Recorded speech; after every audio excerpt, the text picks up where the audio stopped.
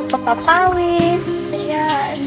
Sobrang tindi ng init, maaga pa lang. Ayan, dahil marami tayong ginagawa ngayong umaga na ito. Ayan. Naglinis ako ng aming bakuran. Ito. Ayan. Nagpaapoy ako dito.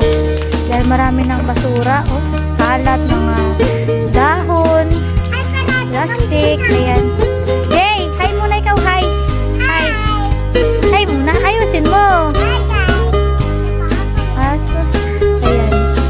Kaya natin kailangan mag-workout dahil tayo pawis na pawis na.